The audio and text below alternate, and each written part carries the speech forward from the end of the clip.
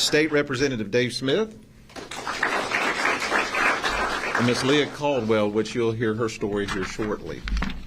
So today we're here to highlight Florida's efforts to protect our children from dangerous drugs and deceptive drug marketing to our children. Since April, ABT, we'd like to call you, ABT, everybody goes for the three-letter identifiers, alcohol, beverage, and tobacco, alongside with state, local, and federal law enforcement, have been investigating the illicit sale of a thing called nitrous oxide across our state. Now, most of us use nitrous oxide. If you're going to get in drag racing, you put it in your engine and it makes it go faster and everything. I hope that's what we'd be talking about, but that's not it. Thanks to a massive statewide operation, ABT, along with FDLE, has done nearly 70 felony arrests, 16 warrants, and have issued we've issued our retailers for poisoning our children. This is we had this back in the early 90s. Used to call it whippets, and we thought we kind of got rid of it, but it's on its mend to coming right back again. So history repeats itself if you don't stay on top of it. Drugs like nitrous oxides have been causing serious long-term health risk. And as these children are getting older, our teenagers, college kids are getting older, they're going to have more medical problems and issues that are going to arise. So when we learned that some of these retailers were doing this and also advertising THC-infused products appealing to our children, we acted. We acted swiftly, and we continue to act today. Our Florida business, any Florida business who pose harms to kids will be met with swift consequences. This is yet another example of great work happening right here in the state of Florida under leaders like Governor Ron DeSantis and First Lady Casey DeSantis.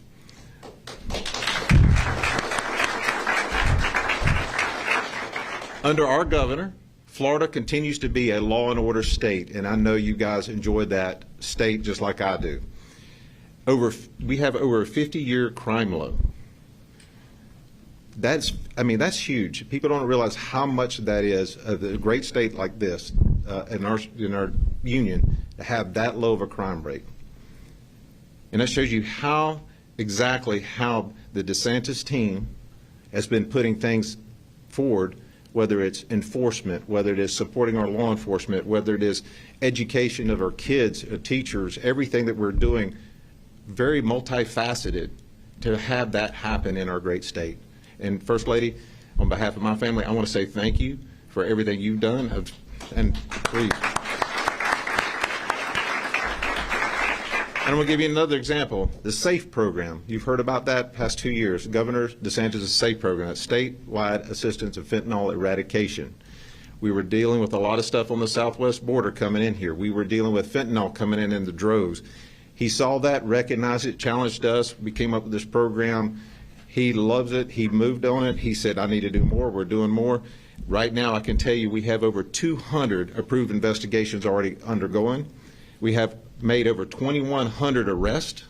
Now, we're not talking just local street dealers. That's not what we're talking about. We're talking about this program steps up into the system where these street dealers are getting it. So we're knocking off big hits. We've had over 485 pounds of fentanyl seized. 485 pounds of fentanyl seized. It takes 7 to 9 grams of salt. If you looked at that, that's how much it'd kill you if that's fentanyl. Just take 7 of them little things and that's enough to kill you. That's enough to kill you. So that's what's affected our state and our nation.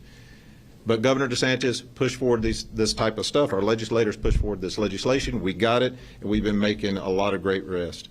And we also seized over 63,000 fentanyl pills, just in the state of Florida. 63,000. One pill can kill. Remember that old slogan. That's enough fentanyl to kill over 100 million people is what we seized. 100 million. It is a weapons of mass destruction, and it's here in our state. And I will tell you, we are eradicating it as fast as we can and trying to get it out of here. Now, successful operations like these are just one example of how Florida law enforcement have been given the tools needed to succeed. And if you just look at the track record in the state of Florida, the things that we've been able to do in our great state, our governor has from $5,000 bonuses for our law enforcement, bringing them in from other states. I'm envied by my brethren in other states because I have it so good. And I'm telling you, the other agency heads that I deal with, they wish their states were doing the same thing our leadership here in this state is doing. So thank you both for everything you're doing. So now, today, we're incredibly honored to have with someone who has been championing protecting our Florida children and also protecting us in the war on drugs. With that said, I want to introduce Florida's First Lady, Casey DeSantis. Well, I appreciate the Commissioner, and I really appreciate what these undercover agents and law enforcement standing behind me have been doing all across the state of Florida. And it's basically keeping our children and young adults and even adults safe. As a mom, it really, really angers me that you have people out there selling this, distributing it, knowing that it's going to cause harm, or knowing and just not caring that this could end the life of a young person. And yet they continue to do it until now, until we have 70 felony arrests for all of this. And I'm just so appreciative of the team who's been able to put this together to make it happen, because when you look at this and you look at how many arrests there have been and how pervasive the problem is, really you've seen good work from FDLE and ABT on trying to crack down on the supply. The other big part of this is the demand, and I think that's where we've really come in and we've tried to do a lot, meaning we've gone into the schools, K through 12 education, with the Facts Your Future drug education campaign. So that's kind of what Nancy Reagan started in the late 1980s with Just Say No. We've tried to really update that with Just Say No, but here's why, and empower kids to be able to make good, informed decisions about the ramifications of drug use, and really doing it in a demonstrative way. So instead of saying you shouldn't do this, it's, well, here's why you shouldn't do this. Here's what it does to your body. Here's what happens when you smoke meth. Here's what happens when you take a small bit of fentanyl, how it can kill you. Here's video of what happens to somebody who had an overdose of fentanyl, and then showing that to them. We've gone all across the state of Florida and we've done assemblies, and this is something that the Department of Juvenile Justice has really put on. And those assemblies are powerful in the classrooms, or with the students rather, because they can see firsthand how problematic drugs are. So when they see a peer who's sitting there telling them, I would do anything to undo the decisions that I've made. I wish I could go back and say I would have taken a different path other than to have done drugs, but I can't undo that now. And when they see that, I think it's very compelling. There was a young boy who gave a testimony in an assembly about doing drugs and alcohol, getting on a motorcycle one night and slamming into the back of a semi. And that was the last thing that he ever saw, because he became blind as a result of that accident. And when we were in Tampa, the governor and myself, and that young man was telling a story to an auditorium of about 300 students, you could have heard a pin drop. And that kind of content for these kids matters. And that's going to help them make a better decision going forward. Also, having a mom of a child who died as a result of drugs, having that testimony in an assembly format is really powerful, because you can see how dangerous this stuff is. Or having law enforcement coming up and talking about the ramifications of it, or a former addict who says, I wish I would have gone down a different path, but now I can't undo that. I think the more and more we do these assemblies through the Facts Your Future campaign, I think the more we're going to be able to empower kids to make better decisions, and to know that doing things like what you see with this nitric oxide can kill you. And so you'll think twice about doing something like this. So it's really about empowering these kids to make better informed decisions. So I'm so proud of the work of law enforcement. I'm so proud of our undercover agents, and we're going to continue to fight on behalf of the families and the kids to help save lives.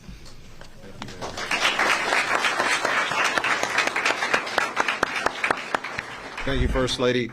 Now I'd like to invite the Lieutenant Governor of the great state of Florida, Jay Collins, to the podium.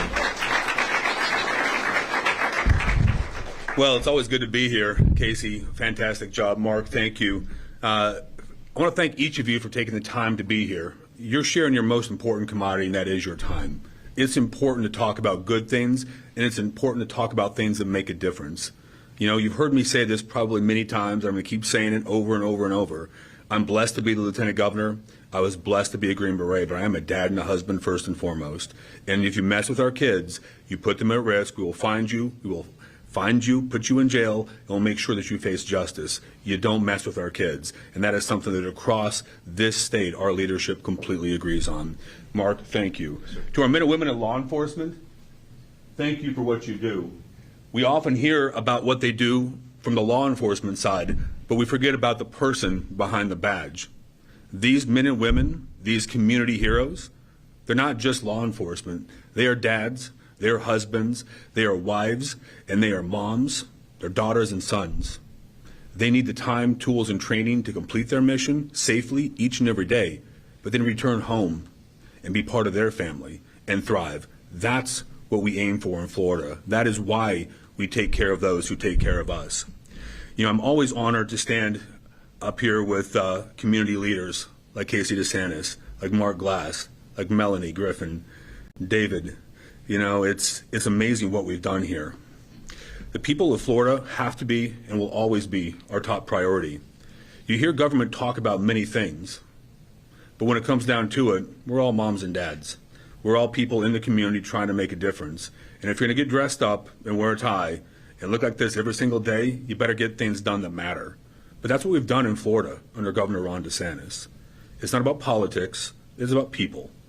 It's about protecting our people, making sure they have what they need to be successful, and get the government out of the way however, whenever possible.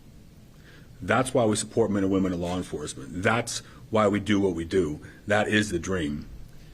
Nitrous oxide operation that we just talked about, it's shocking that we're still dealing with this. I remember being a kid, hearing about this from Nancy Reagan, from people like this, in many of those things.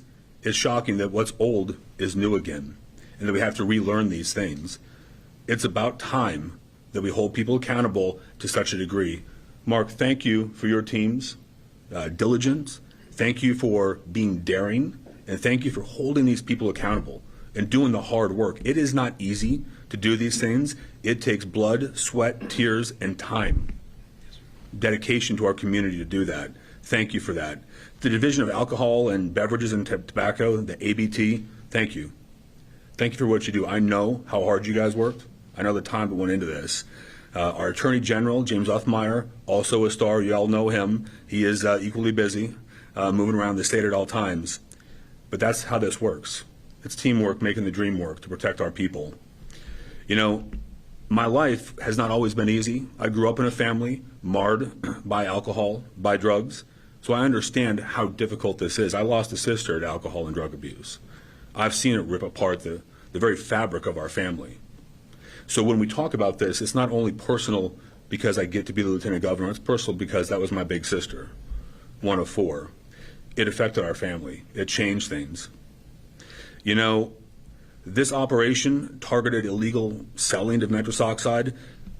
You hit on something that I thought was really glaring. People telling them how to abuse this, how to use this. We know what right looks like. We have to educate people and hold people accountable to stand and do the right thing, even when it's hard. This state has stood alone in many instances, and we are so blessed to have leadership that has done that. And I don't know about you, but I wake up every morning so grateful to be a citizen of Florida and these United States.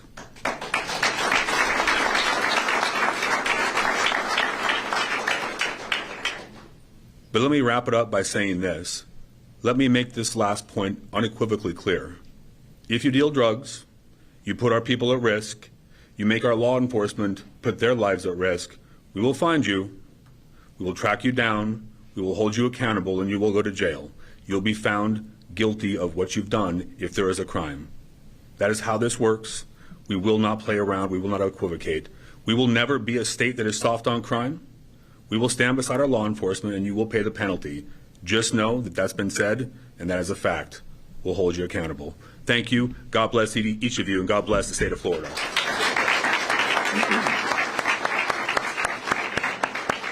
Thank you, Lieutenant Governor. Now I'd like to introduce Director Jerome Worley with the Bureau of Alcohol, Beverage, and Tobacco, ABT. Jerome.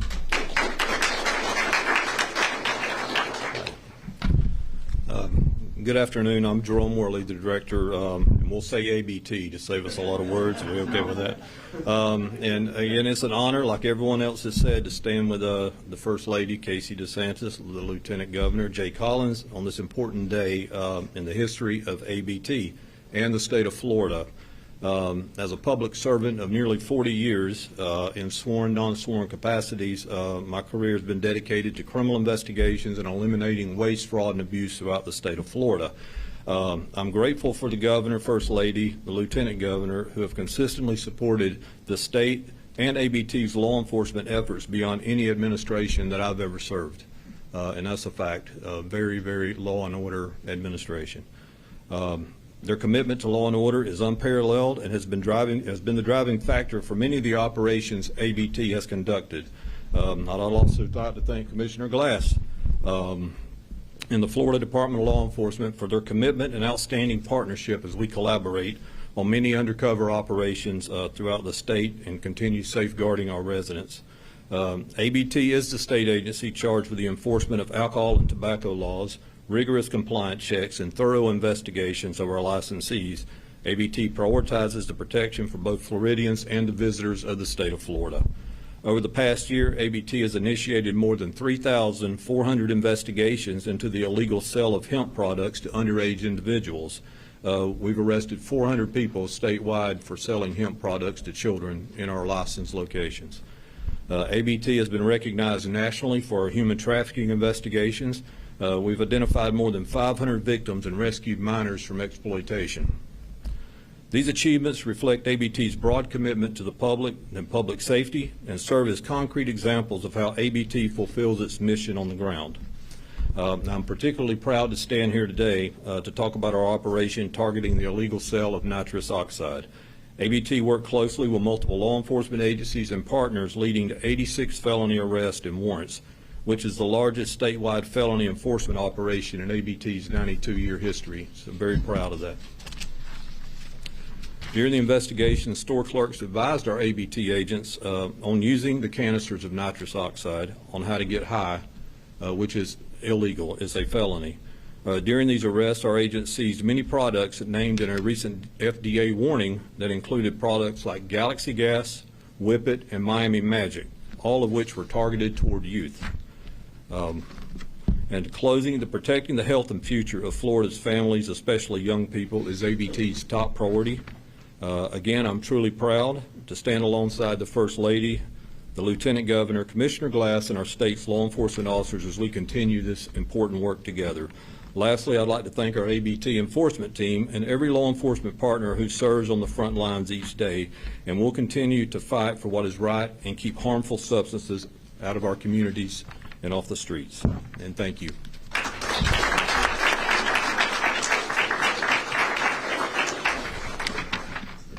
Thank you, Director. Now I would like to introduce Leah Caldwell, mother of Meg Caldwell.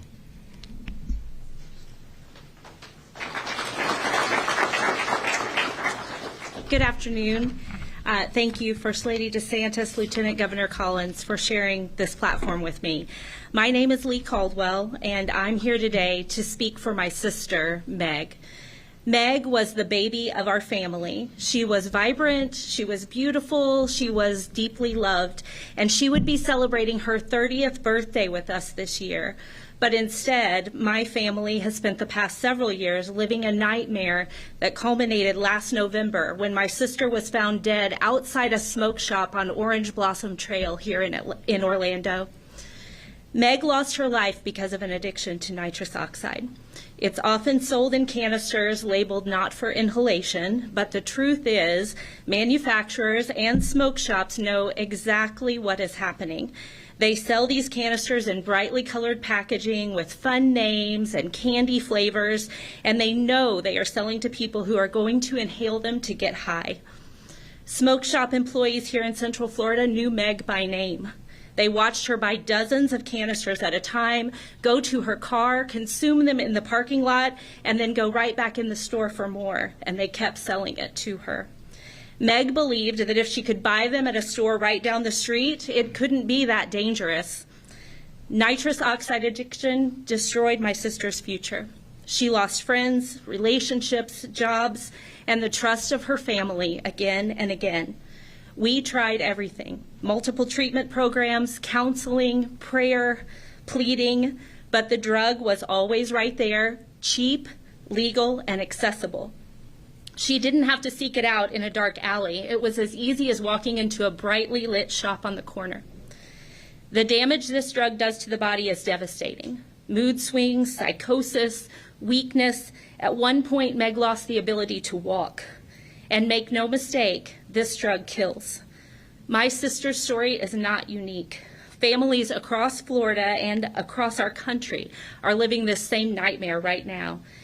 I'm here today because enough is enough. Enough of pretending that these products are harmless.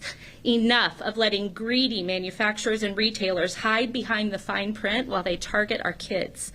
Enough of watching families like mine bury their loved ones because of a loophole that no one has closed. I don't want any other family to have to wonder what their sister or their brother or their child might have grown up to be if addiction hadn't taken over. Protecting Florida's youth means clearing the shelves of products like this, products designed and marketed to hook them young and destroy their futures. My sister was more than a nitrous oxide canister and a quick, cheap high. She was more than the addict down the street you look away from because it makes you uncomfortable. Meg deserved a chance at a full, healthy, happy life. I have no answers for a huge problem like addiction. I don't think anyone does, but there are things that we can do by standing together, by demanding accountability, and by closing loopholes like this. I'm certain we can make sure more families don't lose their loved ones the way that we lost our Meg. Thank you.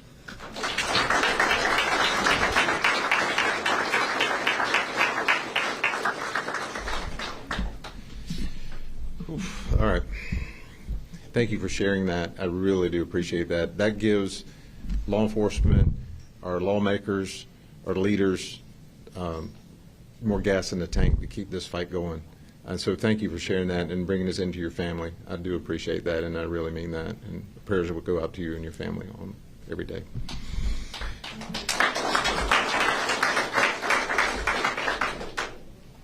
If that doesn't, just get right to your heart of what's going on. There's not one family in here, not one person in here, that addiction does not touch somewhere in your family. We all know that. We all have that.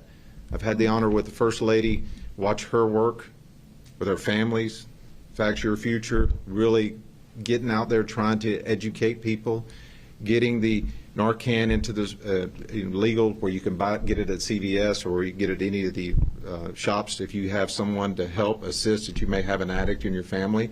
That is saving lives. That is saving lives. We talk to our victims advocates.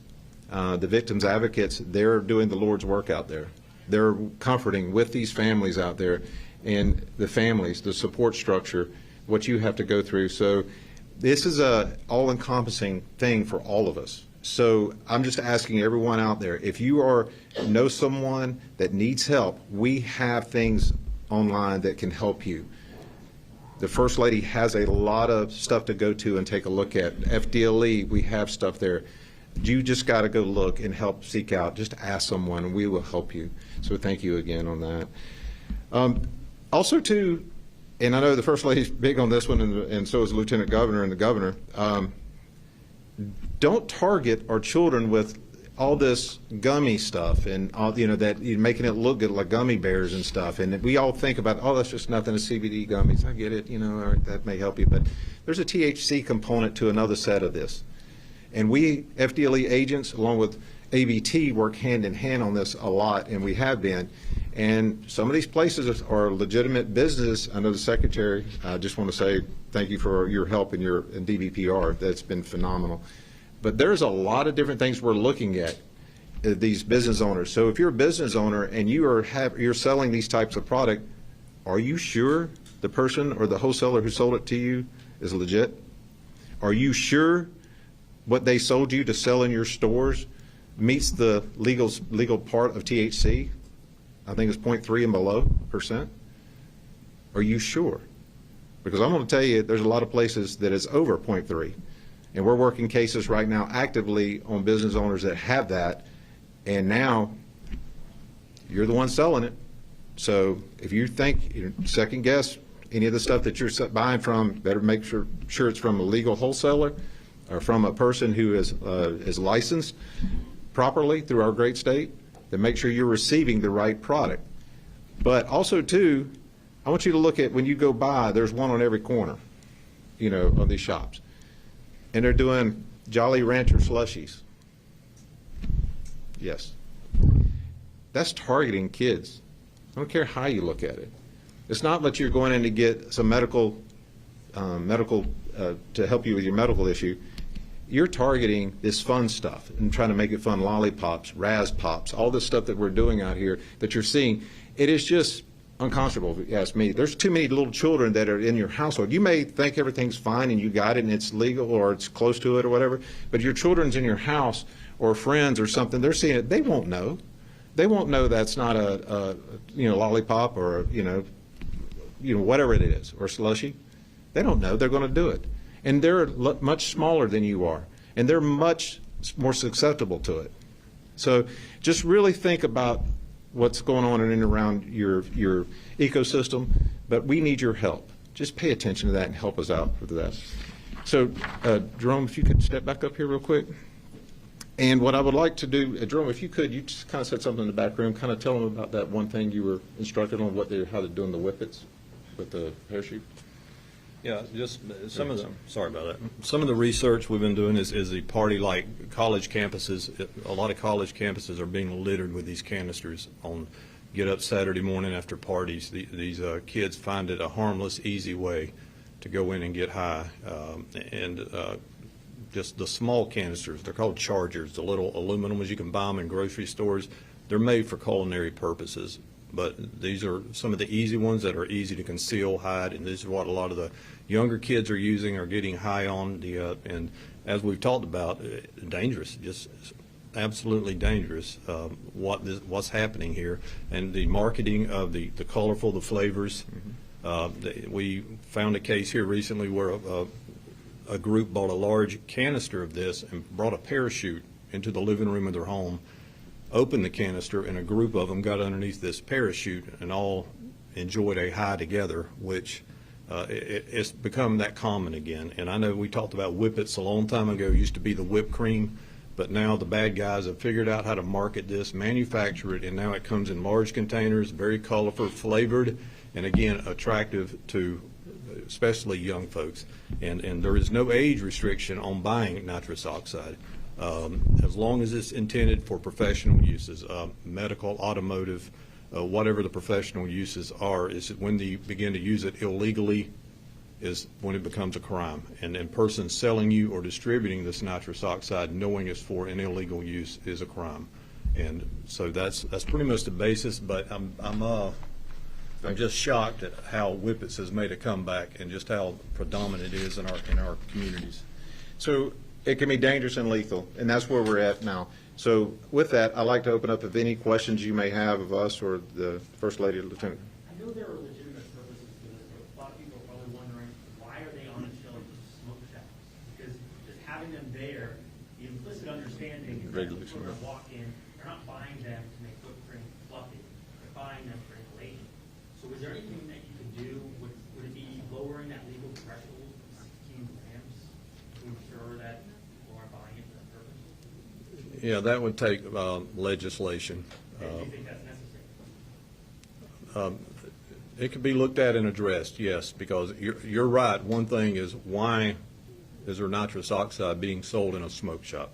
I'm sure the dentist doesn't go by there to the smoke shop to get his nitrous oxide for dentistry. An automotive shop doesn't go there, and neither does a chef or a cook. So you're right. It's obvious. It's the elephant in the room. That kind of goes along with the Sudafed back in the day. Now you're having to look behind the shelf to get the Sudafed, and we do have systems in the state of Florida that reduce that issue, so that may be something legislators could look at. So great question. Any other questions? Okay, well, thank you for being here. Thank you, First Lady, Lieutenant Governor. We really do appreciate it. We do appreciate you bringing us in your family. Thank you so much. Sheriff, thank you.